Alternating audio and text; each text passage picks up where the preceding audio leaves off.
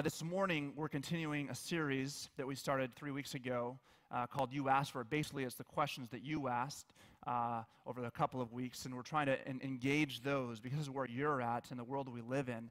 And so far, we've covered 3 of those questions. And this is a summary of where we've been so far. Week 1 had to do with how do we engage and how do Christians pursue and engage and love on and so forth, LGBTQ community. What does that look like? What does that call us to? Because there's a lot of conversation, even confusion about that, and it's important to be crystal clear. And so 3 weeks ago, Pastor Nate spoke on that, did a phenomenal job, and 2 weeks ago, Pastor Alex spoke on immigration.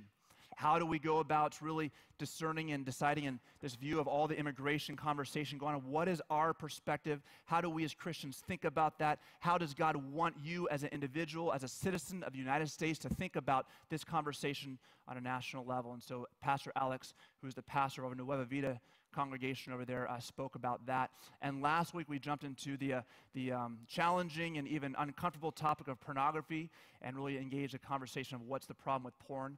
All of those messages are online, and I would encourage you to go to our website and look at those if you missed them. They all are phenomenal. I'd encourage you to look at those. I think each of the pastors have done a great job. And this morning, we're going to be continuing the conversation with one that I think is, you might think to yourself, well, that one doesn't really seem to connect some dots, but it's going to. It's, does God have favorites? And this question it isn't just its own self. It has so many angles to it when we ask it. There's so many angles to this question that we're so unaware of how often we ask and engage in this question.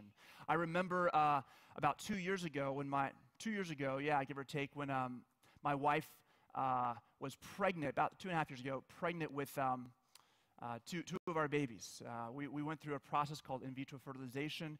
We were having problems getting pregnant, and so the doctor, we went through that process. We had 2 babies inside, and heard the heartbeats, and then about 3 weeks later, she miscarried. And anyone who's had a miscarriage, doesn't matter how far along you are in some ways, it's a hard thing to hear the heartbeats of your babies. Especially you moms get this more than you dads because you're experiencing it in your body. But you hear the heartbeats and then the baby is not alive anymore. That was really hard, especially on her for both of us walking through that process. And even though, hey, Pastor Tim knows all the Bible verses and so forth, even with all of that, the rawness of the situation caused our heart to surface the questions of, God, so many people seem to get the kids that they want, and so many people don't have this heartache. Why are you having us have this? Do you like them more than us?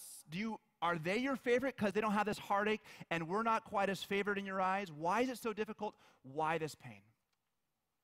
It's one angle this conversation comes up in. I remember another time, many years ago now, walking a friend of mine, a good friend from college who we reconnected out of college, and he was on a collision course with this because he at his church was doing everything he could do to please God.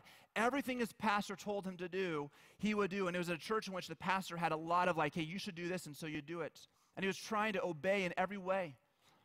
He was trying to date the right people and trying to do the right things and have the right call, and I'm going to go on missions overseas. But his world kind of came crashing down in the sense that nothing that he thought would come out of that was coming out of it. It just wasn't. He wasn't getting married. He wasn't getting the job. I mean, the world as he had perceived it to be because he's obedient to God wasn't happening. And so he started to really question, God, do you like other people more than me? Am I not your favorites? And sadly enough, as I journeyed with him for about 1.5 years, that question evolved into not just, do you even favor someone more than me, but do you even exist? And the conclusion at the end of this story to this day is, no, you don't exist. That was a hard journey for me to walk with him. It was heartbreaking for me to see the steps of that evolution, but that is another angle in which this question surfaces in our lives. And it's not just the experiences that we have, but it's also what we see around the world that causes this to surface, right? I mean, there's so much inequality. There is so much inequality going on. There are some families and some people groups and so forth that are wealthy beyond number. I mean, they've got money coming out of the wazoo, and others who are just struggling to get by. There are those who are sick as a dog and just cannot seem to get from behind the 8 ball with this illness, and others who are just healthy all the way through. And the funny thing is that those who are rich seem to only get richer and the poor get poorer. The inequality gap seems to just grow. And you can't help but wonder, with all this inequality, is there a certain group of people that you favor more because their life is easier, and others that you just don't favor as much, or just you disfavor because their lives are so hard? Don't tell me you haven't thought that yourself in your own experiences. And it's not just about what you see in the world. It's also about what you hear in the world. And those people who are poor, those people who are sick, are usually the ones who are crying out to God. Change my circumstance. They're pleading. They're going before him. And oftentimes, there's no change. And you really wonder, maybe I'm just not favored by God. Maybe I'm not as favored. Maybe they are because their life is working out, and maybe mine isn't. Many of us are born here in America in a structure and a system that produces opportunity. Even though you might be born into a certain social class, there's opportunity, there's safety, there's a relative safety, we might say, whereas there's billions and billions of people throughout the world who are living in abject poverty, in systems that do not promote kind of advancement or opportunity, in which there is fear and oppression.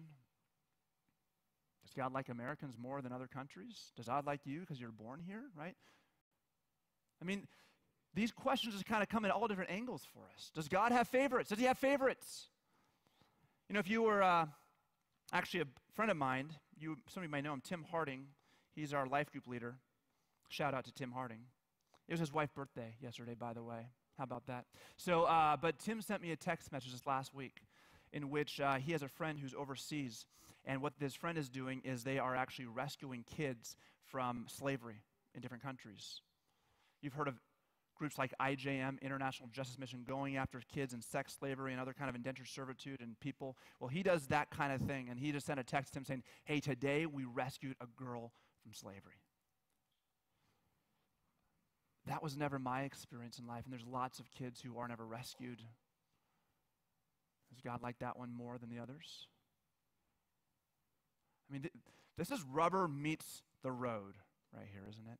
Now, if you were to be living about 200 years ago here in the United States and you had darkened the door of a church in the South, you might have heard a sermon saying that God actually favors a race, that there's a color of skin that God favors. And they'll use the Bible to try to defend that and support that, right? And you might walk out going, oh, yeah, so me, wherever I sit, I'm either favored or I'm not favored by God, and that's why we have this system going on. The church isn't guiltless of using God's word to substantiate its own biases. And it's also true, because when you read the Bible, this is something you see some of you have even brought up, but you read the Bible and there's times which you're going, my goodness, or do you have maybe a favorite gender even? In how you Old Testament text, New Testament text, I mean, it sure feels like there might be some favoritism going on there. I've read the Bible through many times, right? I'm a pastor. I felt the tension that's there. In fact, that was one of the questions that has inspired this conversation this morning. Is God sexist? There's texts that seem to kind of point to that perhaps. Unequal treatment at times. How do we navigate those? What do we do with that? I mean, this question is a big question on so many levels. And they are not just pointless. They are your questions. I know it because they've been my questions. They're the ones you're wrestling with, some of you in here, and you're using as kind of the defining question to help you understand your relationship with God. And this morning, I got to say, my agenda is not to speak into every one of those scenarios individually. We have no time for that. But rather to kind of go to the question that undergirds all of those other questions and really ask that one, because when we have a clear focus on that question, then this one becomes a bit more clear and we can answer all of the other ones. And that question we want to really focus on is, what does God's favor look like? What does it look like? Because if you ask the question, does he favor, you got to say, what does it look like? How do we assess that? How do we determine that? That's a great question. See, our problem is that we usually use all the wrong metrics and criteria for assessing it. We imagine it to be lowliness and hardship in life as not favored, and comfort and social status and giftedness and promotion as somebody who is favored. That's our metrics. That's the way we're wired, the way we see things. And nothing could be further from the truth. And I know this Because the most favored person who ever walked the earth, who was called the chosen one, who was called the anointed one of God, whom God audibly and publicly spoke, "This is my beloved Son, in whom I am well pleased," said that about nobody else but him, Jesus, who hands down is God's favorite, we could say, right? And you look at his life, and if you experienced it with him, you would kind of question that. You would have all kinds of evidence to question that statement. He was rejected by all of his friends in the most dire time of need. He did not live a simple life. He was on the road a lot. People hated him or loved him. In fact, at the end of the day, they all ended up hating him. He also was unjustly tried, convicted to death, and that death was the most excruciating death. And on the cross, actually before the cross, he prays, "If possible, let this cup pass from me." And do you realize that's the only prayer that God doesn't answer of his? Everyone else, when he goes, "Hey, let's make some food for these people to eat some food," God says, "Yes." When let's calm the storm to quell these disciples' fears, God says, "Yes." When it's a matter of raising some of the dead whose sick girl had just died, God says, "Yes." But this one for himself, God says, "No."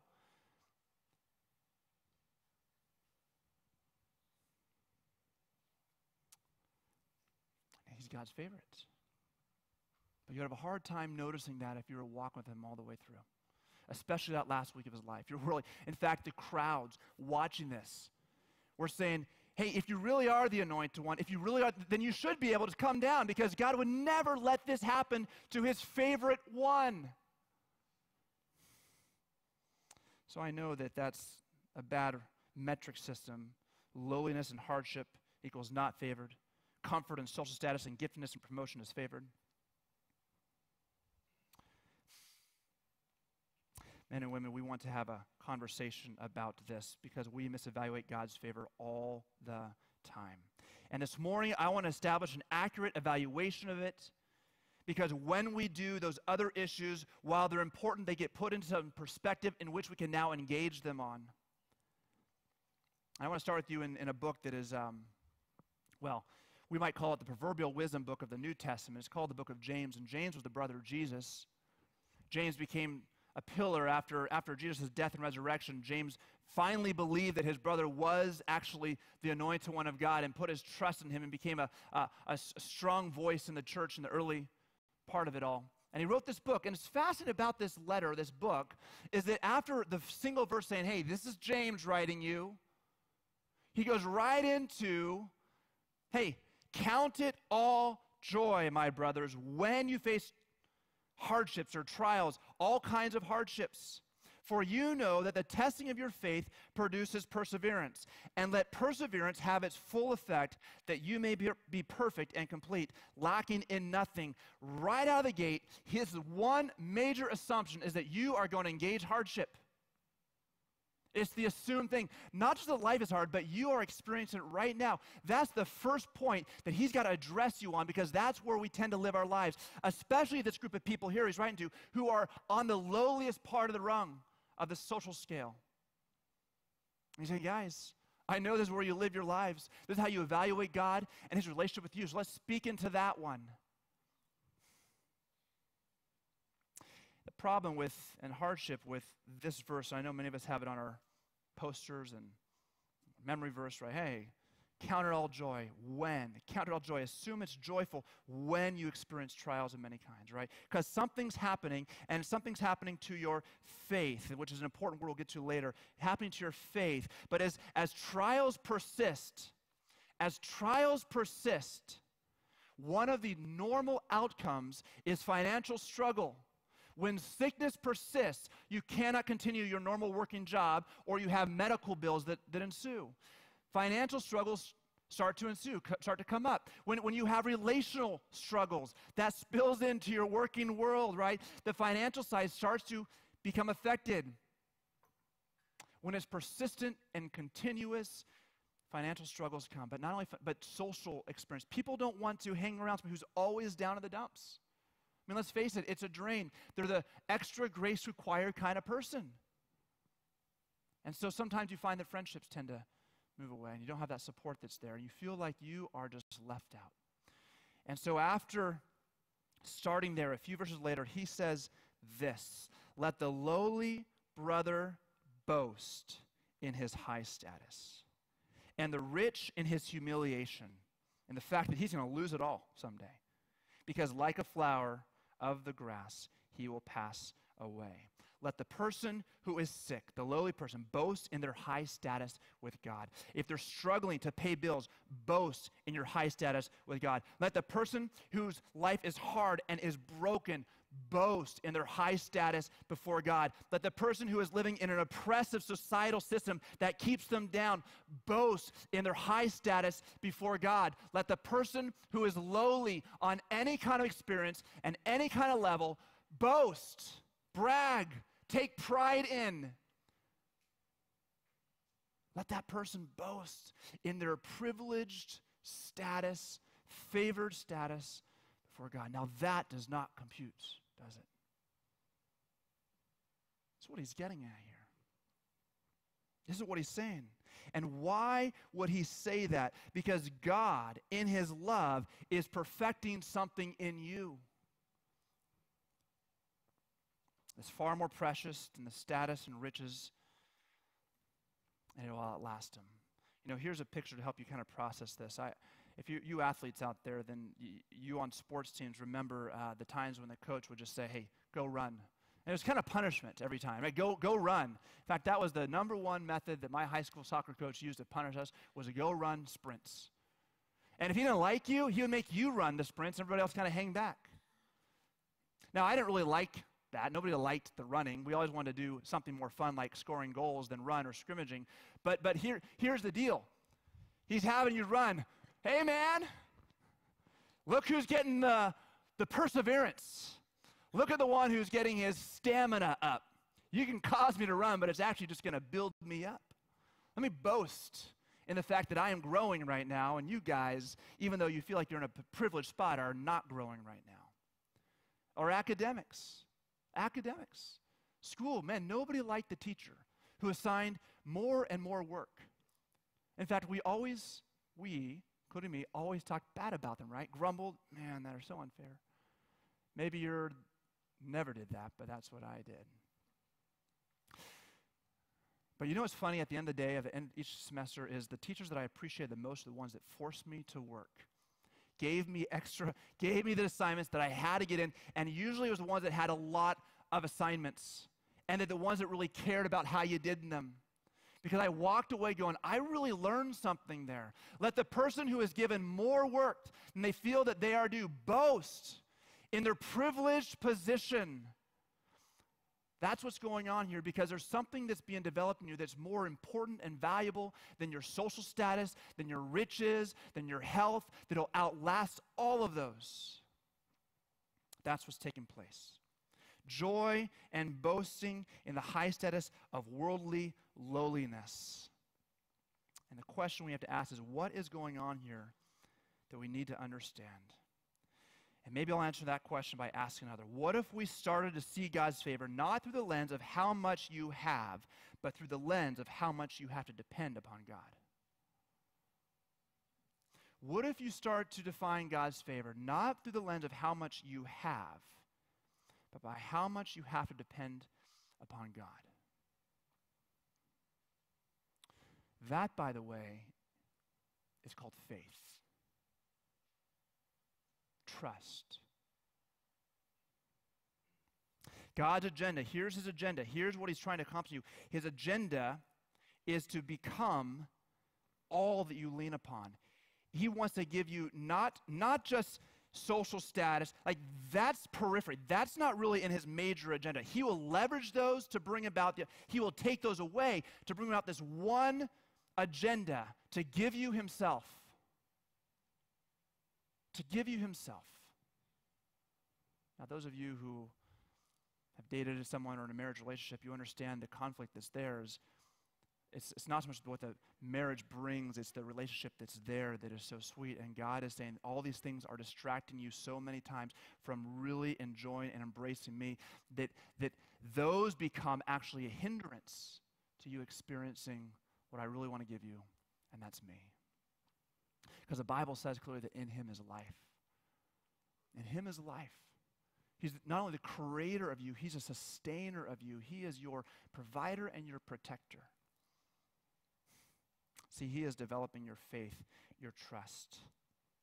Jesus said, this is why he said, blessed or happy or privileged or better off are the poor, which is astounding on the Sermon on the Mount. Blessed are the poor. Why? For theirs is the kingdom of heaven. They're in a better spot than you who are rich, than those who have it all. They're in a better spot.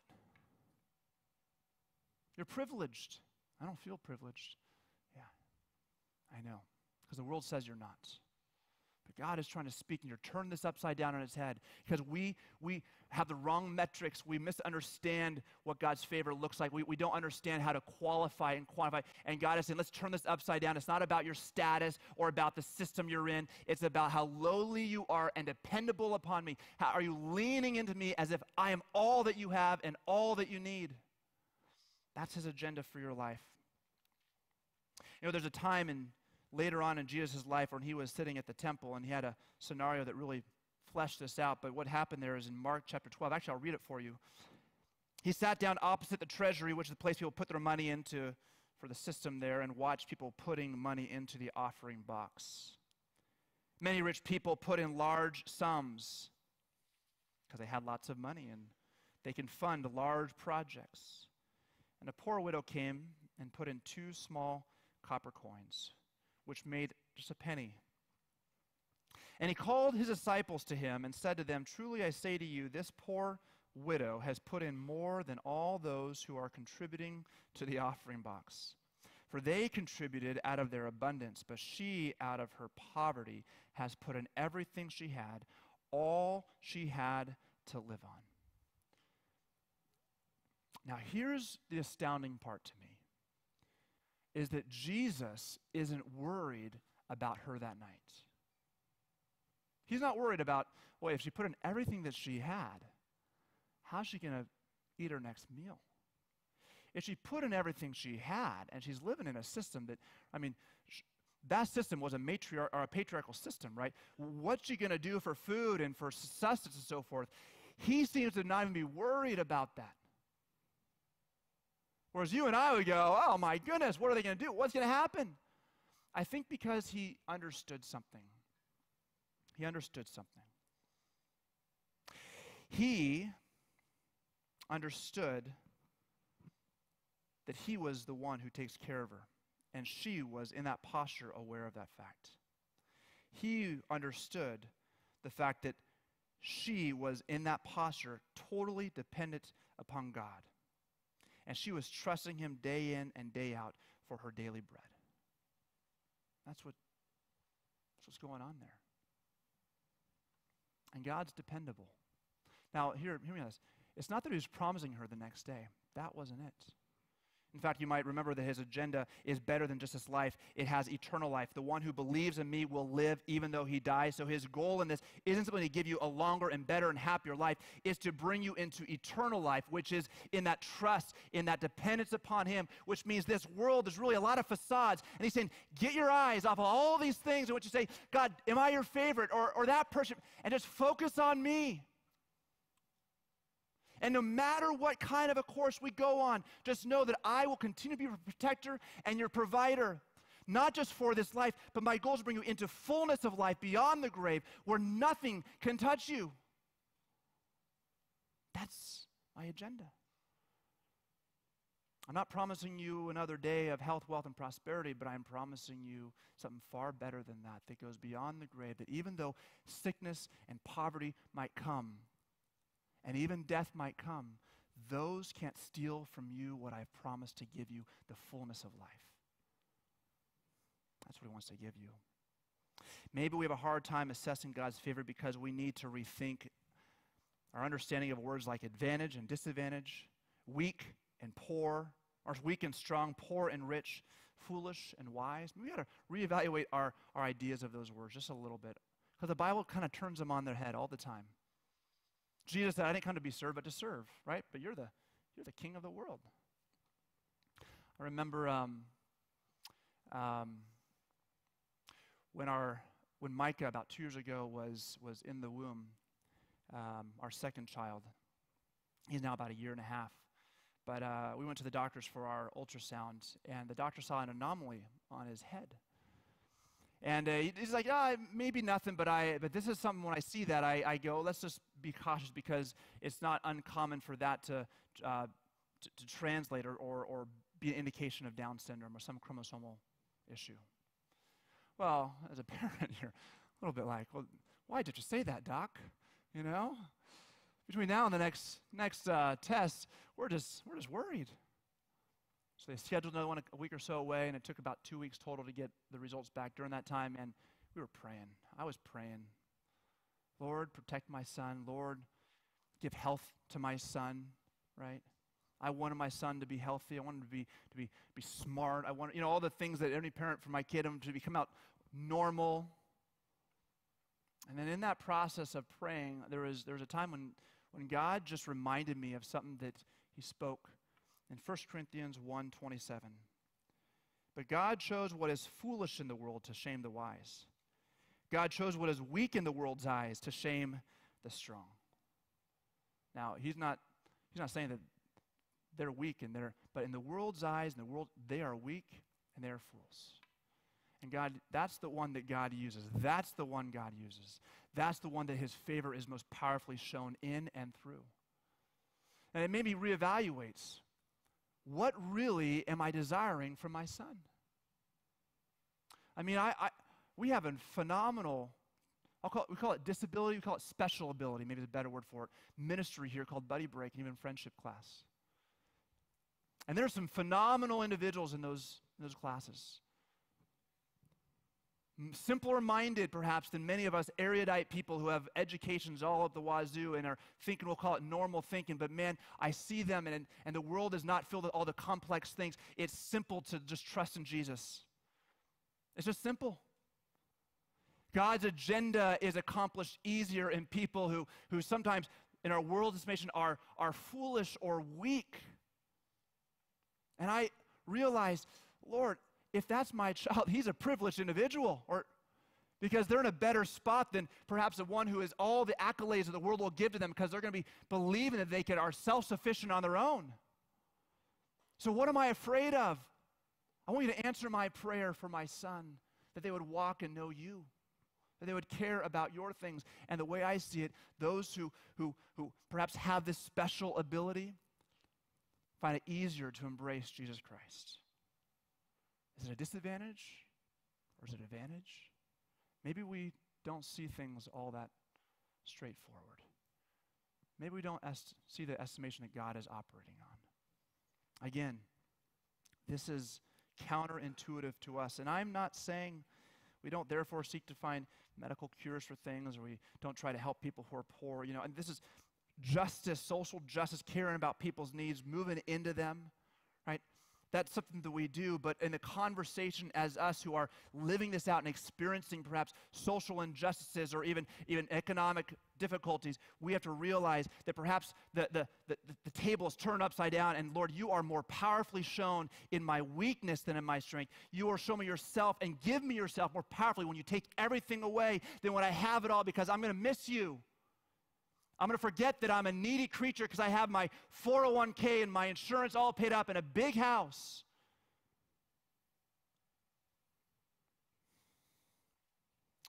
On Thursday, I was talking to someone in the church named Amy Teagley. Some of you know her. She works in the back with Dee. She's been in the church for a number of years now, but she was sharing a bit her story, the journey God has had her on, especially the past 5 years. And I was thinking she shared with me, man, this is exactly what we're talking about on Sunday. And so I asked her to share. Come on up here, Amy. I asked her to come up here and to share with you a condensed version, because there's so much to share of that story. Here you go. Good morning. Mic on? Okay. Good morning. I'm a little nervous. I've never been up in front of all of you before. In 2012, my life took a very drastic turn. Life before that really was like being on a very easygoing river on a raft, enjoying the scenery. And literally, in 2012, my world crashed around me. My raft was plunged into the rapids. My husband of 21 years decided to walk out on the marriage. The divorce was extremely ugly. And I was broken, and I was scared, alone. I went from being the wife of and the mom of an upper middle class family, what you might call the 2 million American family, 2 of each, 2 boys, 2 girls. I lost my marriage. I lost my home church of nearly 50 years, my house, my wealth, most of my friends, my status, and even at one point I lost my health. So since 2012, by the world's standards, you would say I lost everything. Literally everything. But I held on to 2 things that were really important to me. I held on to the hearts of my children and my relationship with God. I clung to God, and He's taken me through an amazing 5-year journey. Back then, I made a decision to record my blessings in my blessing journal. And it was really because I personally needed to see God's hand in my life every day. And some might say that I kind of dared God to show me blessings and to bless me in a special way, but that really wasn't it. I really honestly was in such a desperate place that I needed to see some good in it every day. I was just so broken that God gave me that idea. And I honestly needed it for survival. He, however, appeared to be the one who took my decision and turned it into a dare to himself. And he began to give me hundreds of amazing miracles. Miracles in court, miracles at home. It was just amazing. My first entry, however, was really pathetic. I remember writing, and the only thing I had to say was, well, I saw a beautiful bird on the fence today. It was honestly pathetic. But by God's grace, I made a decision that I was going to acknowledge that He was blessing me, and I was going to look for them. And I faithfully wrote in that blessing journal every day. In fact, something I didn't tell Tim is 1 year to the date later, I finished my first journal, and another one appeared on my doorstep. So I started my next journal. One point in it, I recorded that I didn't have any food for the table, and I was really amazed when a stranger appeared at our door from a local church, not our church, and she had bags of groceries. And when I kind of questioned her about it, she said, "Hey, I'm just the messenger. I don't even know why I'm here." To me, that was amazing. And another story I want to share, of course I have hundreds, but another was that I needed emergency surgery at one point, and I only told one person to pray for me. I got 2 checks in the mail, and they were about 8 pennies off from the balance of what I owed for my surgery. So I could just see how faithful God was in my life. That's just a few examples. As I look back, I see also how God would orchestrate behind the scenes. He would know about my need way before I even knew about them. And He'd put everything in place, using people to meet those needs for my kids and I. It was almost like my life was a game of chess with God moving the pieces around. So I'd been rejected by my earthly husband, and I'd been stripped of everything. But God held me in His arms as His precious child. And I have, with that position, access to everything I need. I can really see clearly the hand of my perfect Father and my husband in my life, and the one who treasures me as a rare ruby. Incidentally, my name means well-beloved. By the world's standards, what does that mean? What does it mean to be favored and well-beloved? Is it having a house, the best house? Is it having a stable and lucrative job? Wealth, status, maintaining health? I have no house. My job is insignificant to the world, although I love it. I'm poor, I'm alone, I lost my health. So by the world's standards, I'm not favored, right? But truly, my wealth and my security and my significance, my position, they're all found in my relationship with God. In fact, I'd say I'm as rich as a queen. And this is really what it boils down to for me. Before 2012, I had what I would call a good relationship with God. But I can truly say that this trial I've been through for 5 years and my decision to cling to God really opened the door for God to show me how much He cares, how vast His love is, and how sweet our relationship can be, God and I. It's enabled me to see how He can transform me, how He can use this trial to transform me, and show me how important certain things are in life and how insignificant other things are. And bottom line, it's really been important to show me how favored I am. Thank you. Thanks, amen. Thank you. Thank you.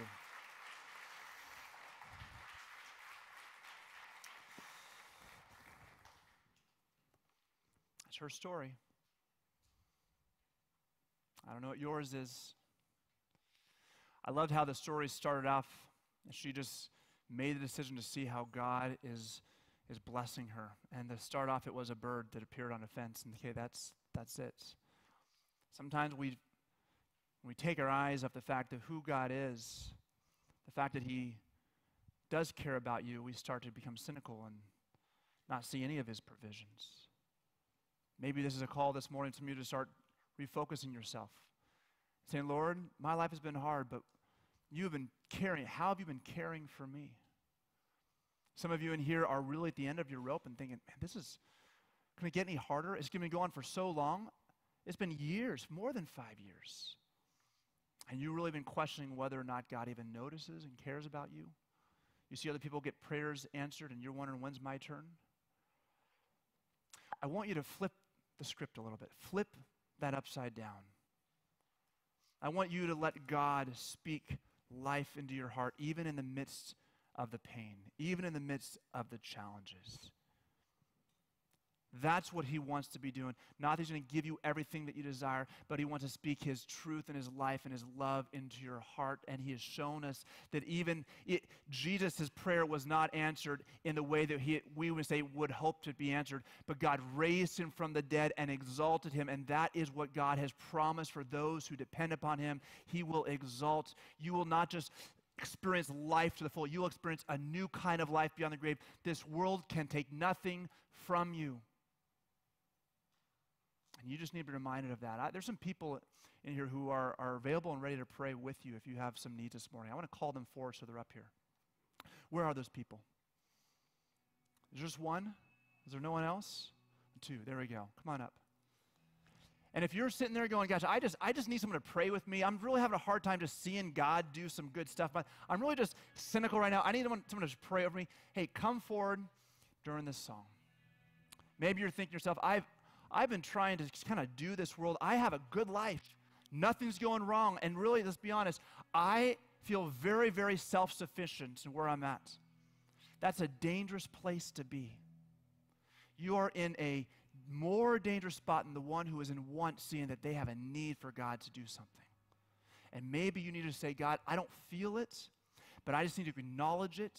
And maybe you need someone to pray with you over that heart condition. Maybe you have never actually placed your trust in Jesus and you need to start walking with Him. You've never actually leaned into Him, in dependence upon Him. And that's what God is saying in this message. Hey, I want you to lean in and depend upon me. That's what all of this life is trying to design to get you to lean into me and off of what the world has.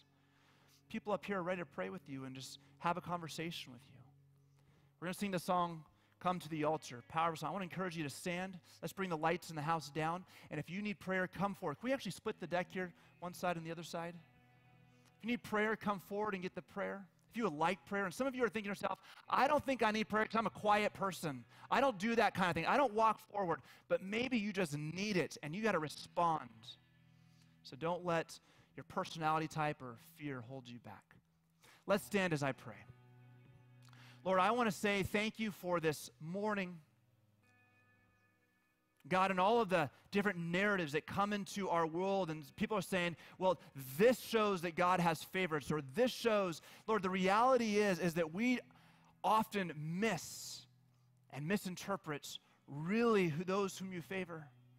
And we call those who are more despised, we say, God isn't like, but you're saying, no, those are the ones that I favor. And Lord, I pray that you would help us reassess. I pray you'd help us see in our hearts, God, that you are calling out to each of us, depend upon me, trust in me, walk with me. Let me be your strong tower. Let me be your provider. Let me be your protector, not your 401k, not your job, not your relationships. Let me hold that status, and your security be found in the fact that I am with you. I pray that that would be an ever-increasing reality for us in this room. Amen.